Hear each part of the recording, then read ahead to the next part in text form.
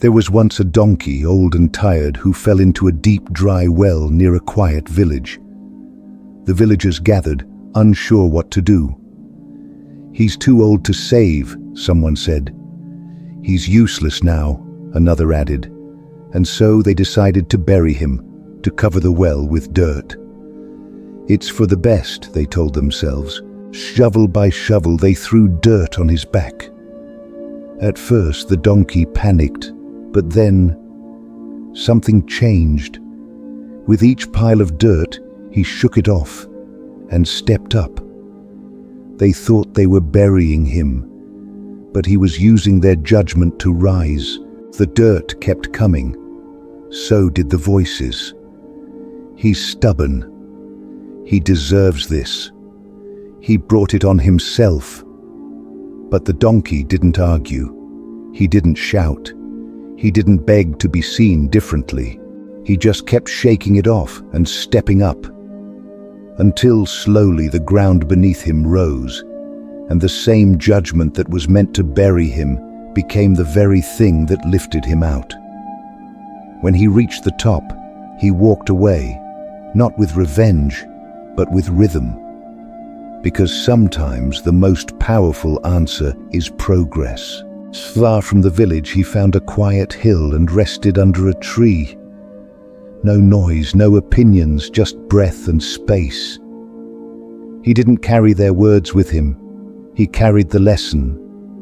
That judgment only holds power if you agree to hold it. He thought of all the times he had changed his path to please others.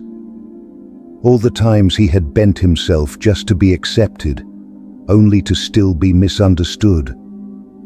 But now he understood something they didn't. Freedom isn't found in proving them wrong. It's found in no longer needing to. If this story woke up something in you, subscribe and tap the bell. Freedom begins when judgment ends. As he wandered, he met others, each carrying invisible weight. One hid behind silence, another behind laughter, a third behind perfection. They all had one thing in common. They were shaped by how the world had seen them. But the donkey, now older and softer, listened without judgment. He didn't offer advice, he offered presence. Because he knew when someone is buried under judgment, they don't need correction. They need space to breathe. And slowly, those around him began to set down their masks. Not because he told them to, but because he wasn't wearing one. One evening, as the sun dipped low, someone from the old village passed by. They looked at the donkey, surprised. "I thought you were gone," they said. "Buried, forgotten." The donkey smiled gently. "I was buried, but I wasn't gone." The villager looked down. "We misjudged you," he replied. "You weren't the first, and you won't be the last. The world judges. That's its habit, but I no longer live by its measures." The villager asked, "Then what do you live by?" He paused, looked at the sky. "My own truth, quiet, simple, enough." He walked away slowly without looking back. Not out of pride, but peace. He no longer needed to defend his worth. He had lived it. He knew now. Judgment is loud, but it's not lasting.